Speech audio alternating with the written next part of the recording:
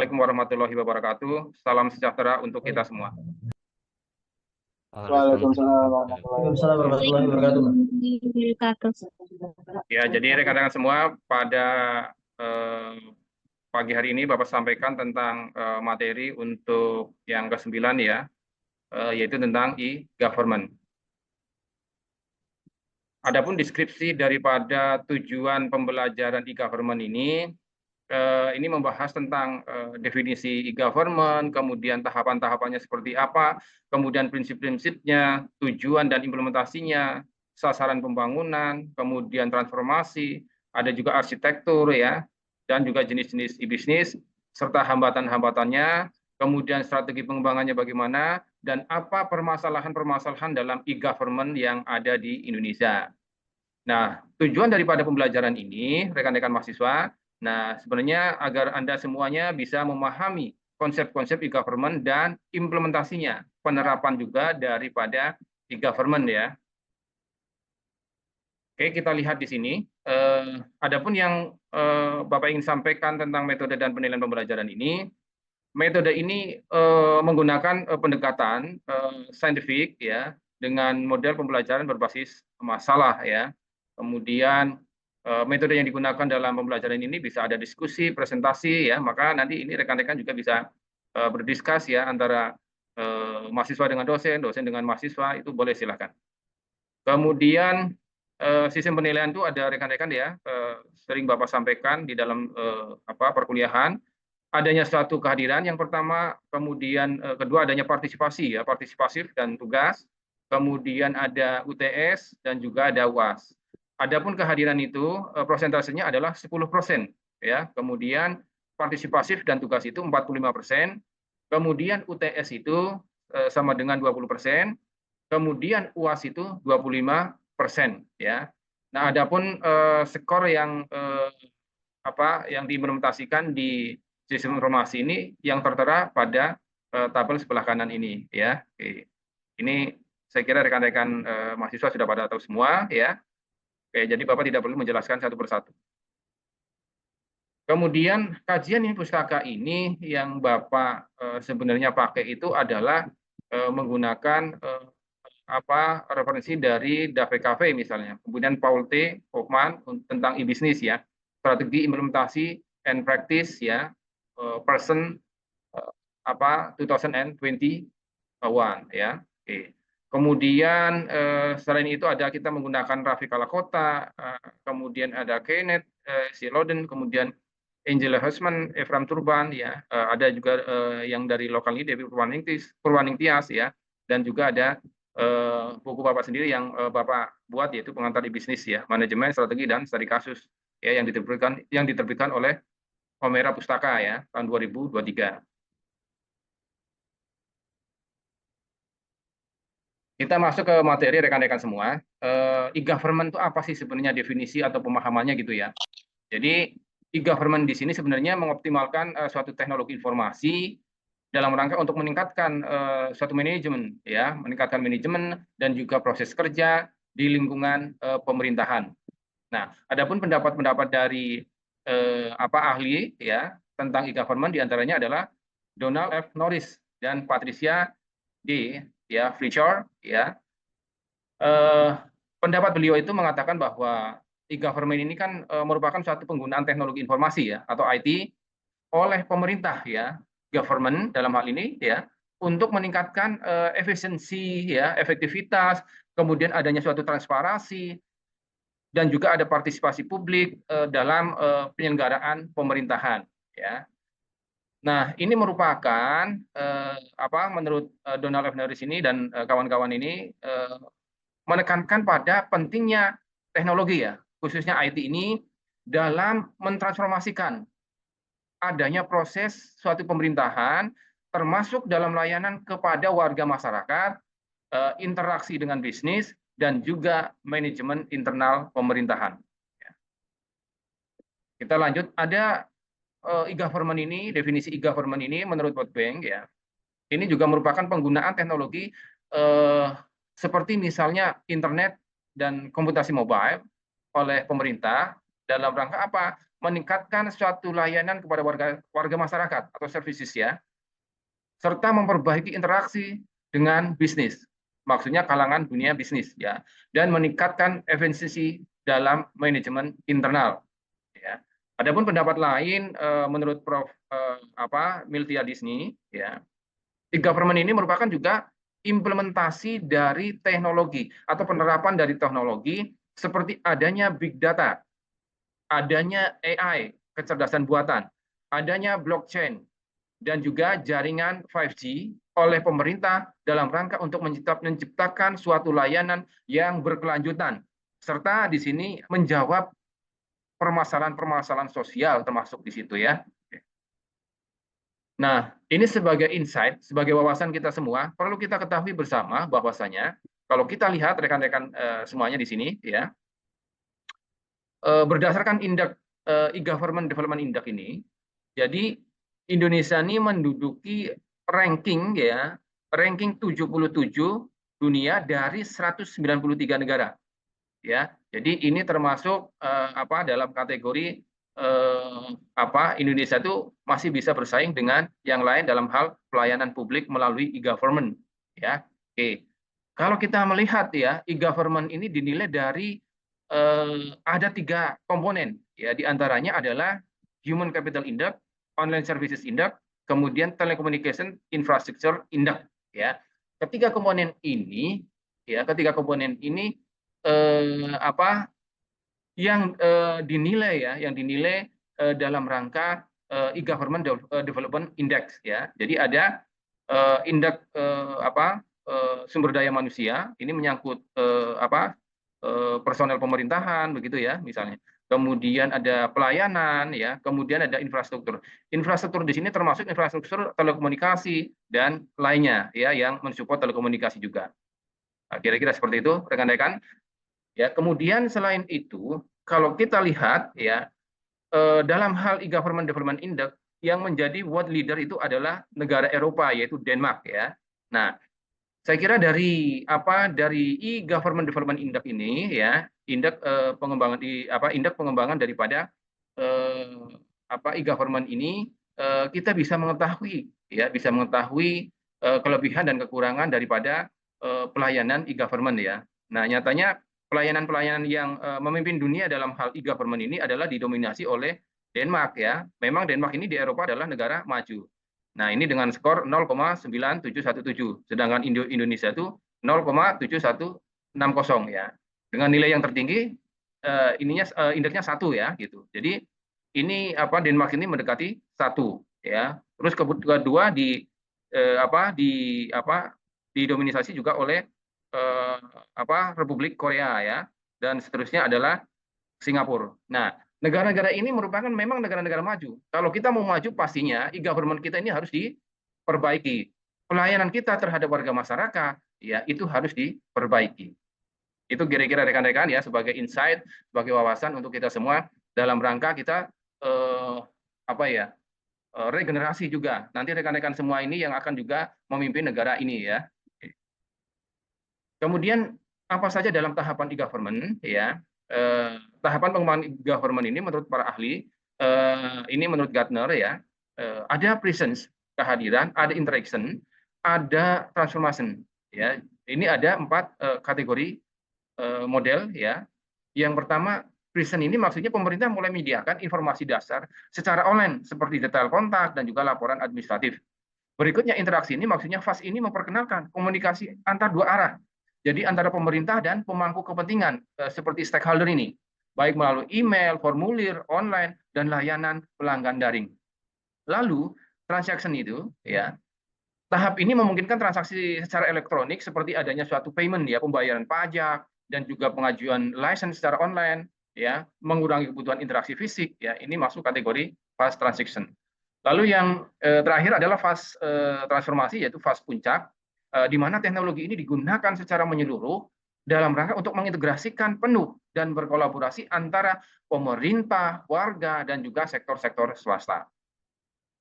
Selanjutnya, prinsip e-government. Jadi ada beberapa prinsip yang harus dimiliki dalam e-government agar dapat dirasakan manfaatnya secara maksimal ya oleh masyarakat luas, khususnya masyarakat Indonesia, ya. Nah, yang pertama membantu layanan terhadap masyarakat. Ini prinsip e-government ya. Kalau tidak membantu layanan terhadap masyarakat atau tidak mempermudah, ini bukan berarti prinsip e-government. Berikutnya adalah membuat pemerintah dan layanan-layanan lebih mudah untuk diakses oleh masyarakat. Selain itu, memberikan solusi terhadap isu-isu sosial dan menyediakan informasi-informasi yang bermanfaat bagi masyarakat. Selain itu, penggunaan sumber daya pemerintah secara efektif dan efisien. Ini masuk kategori prinsip-prinsip daripada e-government ya. Oke. Berikutnya adalah tujuan diterapkannya e-government ini dalam rangka yang pertama adalah meningkatkan suatu mutu layanan ya, quality services terhadap masyarakat publik. Melalui apa? Ini jelas ya, teknologi IT ini menambah mutu layanan kepada masyarakat ya. Nah, di sini yang pertama ini adalah tujuan implementasi dari e-government ya, sebenarnya ini pemanfaatan teknologi IT ini tidak bisa ditawar-tawar lagi ya, dan juga untuk proses penyelenggaraan pemerintah yang efisien ya, maksudnya seperti itu. Kemudian yang kedua, terbentuknya pemerintah yang bersih, transparan dan mampu menjawab tuntutan perubahan secara efektif. Insya Allah dengan adanya e-government ini sudah terbuka ya informasinya, walaupun mungkin ya rekan-rekan mahasiswa banyak yang mengalami ada hambatan-hambatan, pastinya ada gitu. Nanti bisa kita discuss ya tentang e-government ini ya. Jadi seulang, terbentuknya pemerintah yang bersih, transparan dan mampu menjawab tuntutan perubahan secara efektif. Lalu yang ketiga, perbaikan suatu organisasi dengan sistem manajemen dan proses kerja di kepemerintahan. Berikutnya, apa yang menjadi sasaran pembangunan e-government? Yang pertama adalah pembentukan jaringan informasi dan transaksi pelayanan publik yang berkualitas dan terjangkau. Ya, artinya terjangkau ini terjangkau oleh masyarakat. Kemudian yang kedua, pembentukan hubungan interaktif dengan dunia usaha ya, dunia usaha, dunia industri atau DUDI ya, dalam rangka untuk meningkatkan dan memperkuat kemampuan perekonomian dalam menghadapi perubahan dan persaingan perdagangan internasional. Nah ini rekan-rekan ya, ini perlu dicamkan baik-baik ya. Jadi pembentukan hubungan yang interaktif ini dalam dunia usaha, dunia industri, ini untuk memperkuat kemampuan perekonomian dalam menghadapi perubahan dan persaingan perdagangan internasional yang secara masif dan tidak mudah ditebak ya, karena perubahan dengan adanya suatu teknologi. Kemudian yang ketiga, pembentukan mekanisme komunikasi antar lembaga pemerintah serta penyediaan fasilitas bagi partisipasi masyarakat dalam proses kepemerintahan ya. Itu yang ketiga. Kemudian pembentukan sistem manajemen dan proses kerja yang transparan dan efisien serta memperlancar transaksi dan layanan antar lembaga pemerintah. Jadi intinya di sini proses kerja yang transparan dan efisien serta memperlancar transaksi layanan antar lembaga ya di suatu pemerintahan. Kemudian bagaimana cara mentransformasikan menuju e-government ini ya? Cara transformasi menuju e-government ini ya. Oke. Kita lihat di sini misalnya rekan-rekan ya. Nah, sebenarnya apa sih fungsi sistem elektronik? Jadi fungsi sistem elektronik sebenarnya banyak ya. Ini yang bisa kita sampaikan saja. Ada beberapa contoh, misalnya bisa digunakan untuk kepegawaian ya, kemudian keuangan, pengelolaan aset dan sebagainya, serta dapat difungsikan untuk pelayanan masyarakat. Nah, bagaimana proses daripada transformasi ya antara dari pemerintahan konvensional katakanlah seperti ke e-government ya. Jadi kalau kita lihat misalnya di sini proses transformasi secara manual ini dari pemerintahan yang konvensional ini kan, misalnya dalam transformasi ini kan ada manajemen suatu perubahan budaya kerja, perubahan proses kerja, SOP dan kebijakan politik ya, standar operation procedure dan kebijakan politik, serta peraturan dan perundangan ya, dan juga adanya suatu leadership kepemimpinan. Nah, dalam hal ini penyelenggaraan pemerintah yang berbasis ICT ini sebenarnya dengan memanfaatkan apa? Penggunaan internet, penggunaan infrastruktur telematika, ya telematika itu maksudnya telekomunikasi dan informatika ya. Lalu penggunaan sistem aplikasi, standarisasi metadata, transaksi elektronik, kemudian Electronic dan Data Interchange atau EDI, ya, dan juga Electronic Documentation.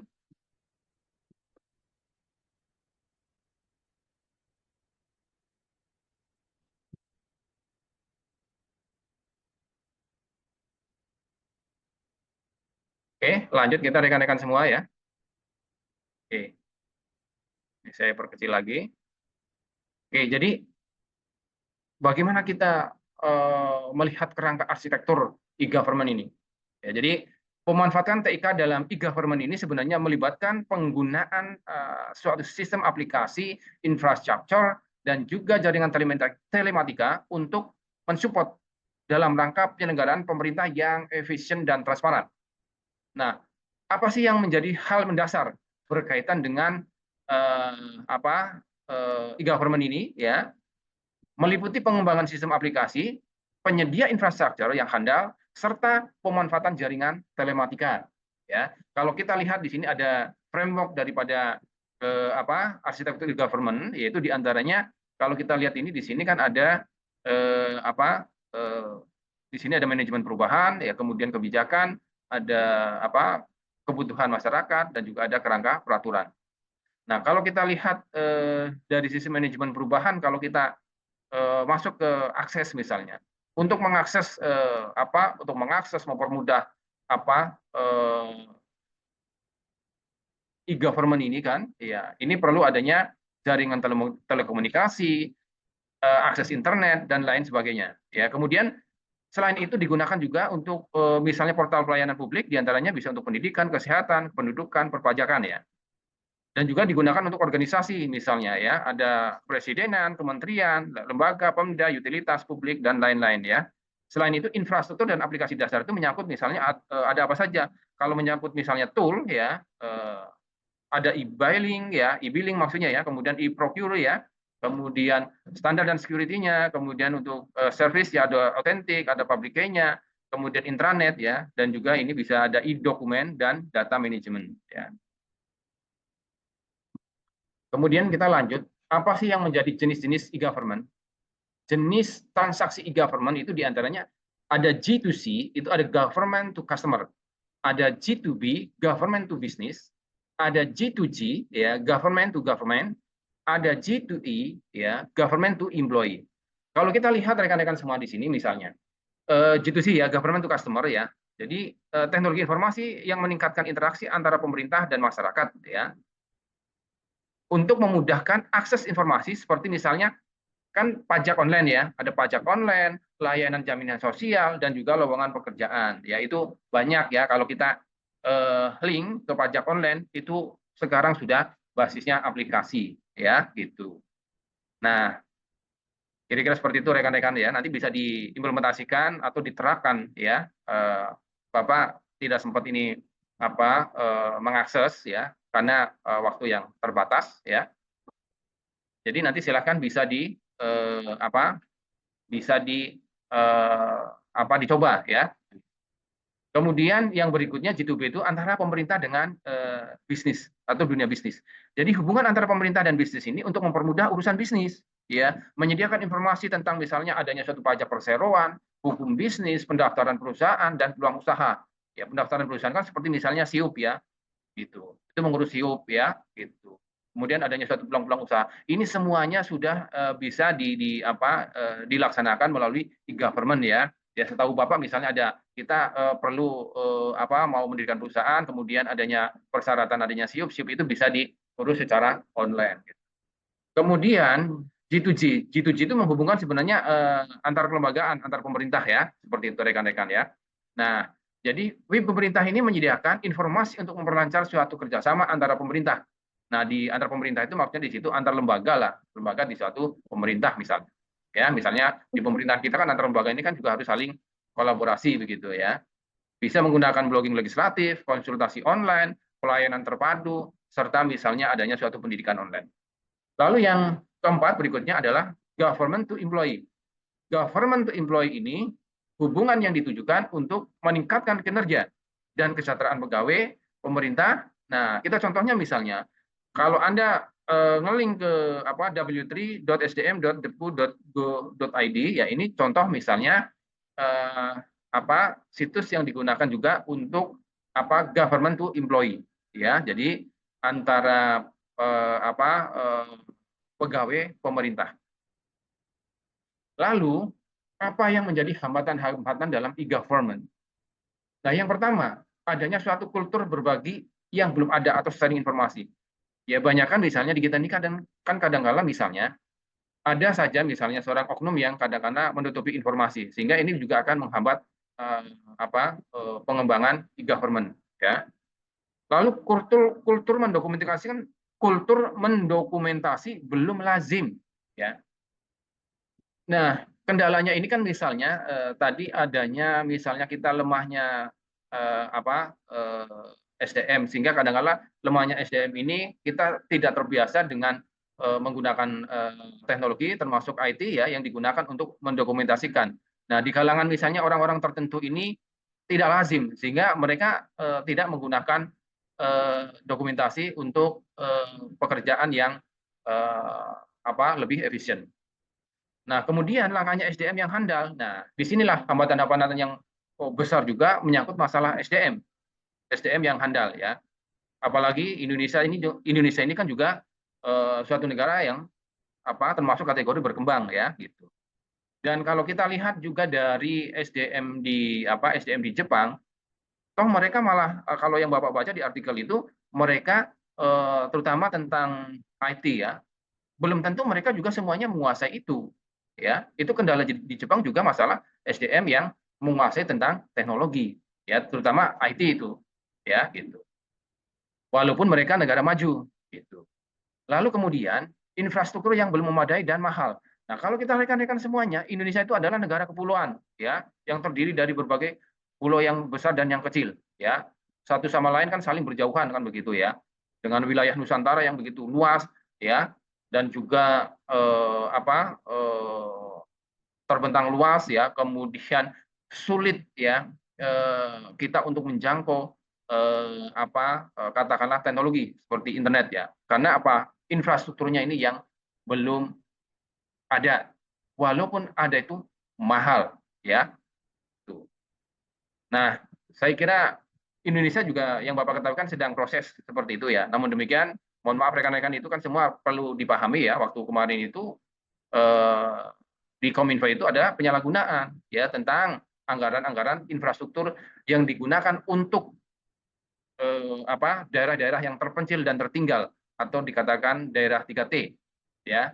Dan itu sangat kasihan sekali gitu. Daerah-daerah yang tidak terjangkau oleh teknologi, ya. Yang dalam hal ini adalah internet, gitu.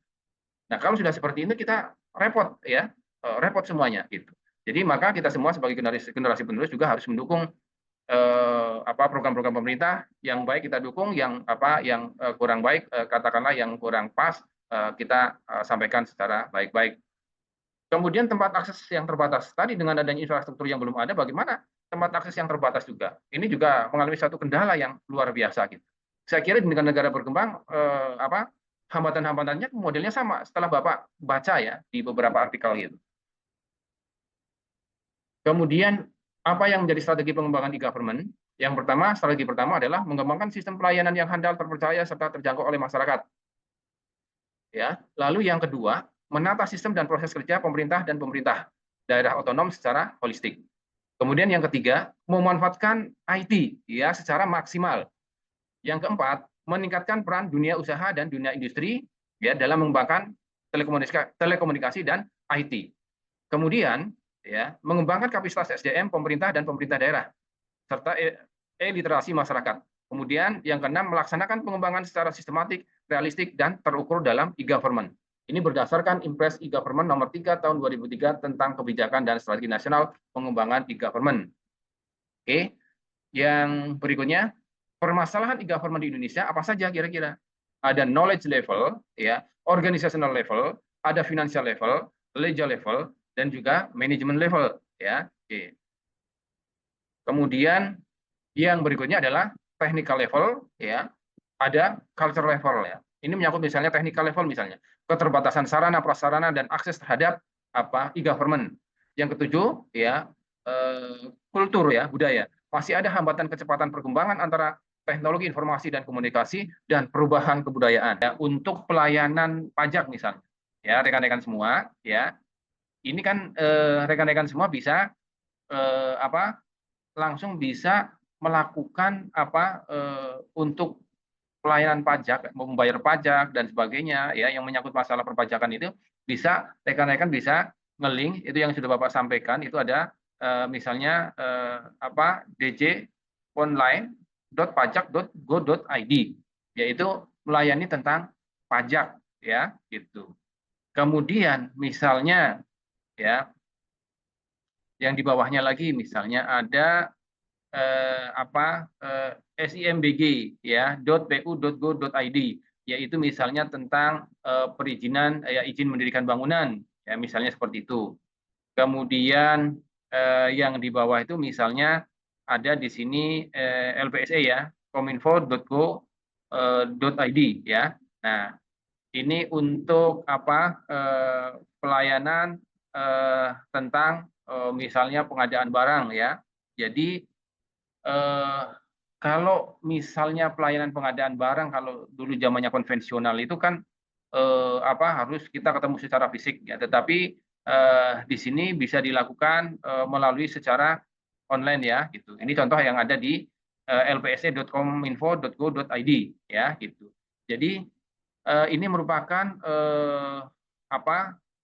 bidang operasi pemerintahan ya. Jadi bidang operasi pemerintahan itu misalnya di sini kegiatan internal pemerintah yang melibatkan pegawai seperti pengadaan elektronik, manajemen dokumen berbasis web, dan formulir elektronik untuk menyederhanakan proses dengan penggunaan internet. Nah, ini misalnya kategori yang dilakukan lpse.kominfo.go.id itu merupakan pengadaan elektronik ya, termasuk barang-barang kebutuhan apa saja yang mereka perlukan ya bisa dilakukan pengadaan secara elektronik ya. Kira-kira seperti itu rekan-rekan semua. Silakan boleh ditanyakan. Bapak, saya mau tanya Pak, Ya. mungkin agak keluar dikit Pak. Di Rizky, Hubungannya, Rizky minta tolong ininya di oh on siap kamera Pak, ya. siap Pak, siap. Oke. Nah ya Pak, saya mau tanya Pak, jadi hubungannya e-government dengan e-bisnis itu apa ya Pak? Apakah saling berkaitan atau tidak ada hubungan gitu Pak, berbeda gitu? Oh ya, gini. Itu bagus sekali pertanyaannya ya, Rizky Rahmatullah, itu bagus sekali pertanyaan Anda. Jadi gini, Siap Pak. yang jelas e-government ini ada hubungannya dengan bisnis.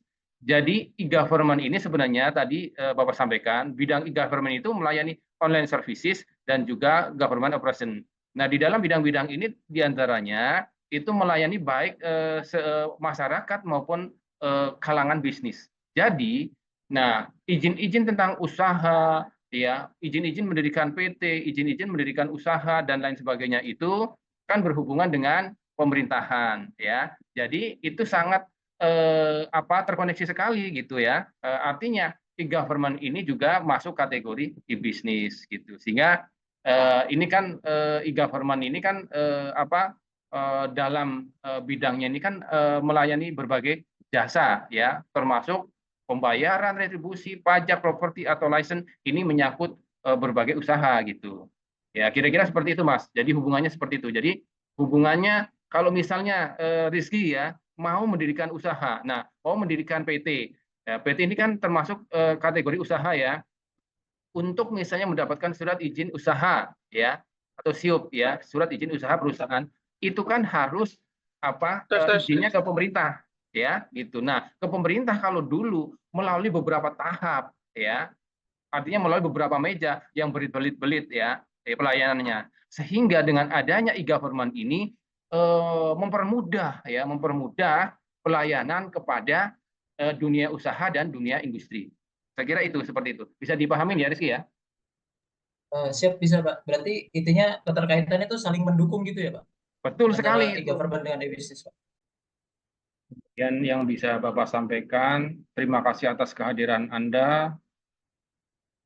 Bapak ucapkan wabillahi taufiq wal hidayah. Wassalamualaikum warahmatullahi wabarakatuh.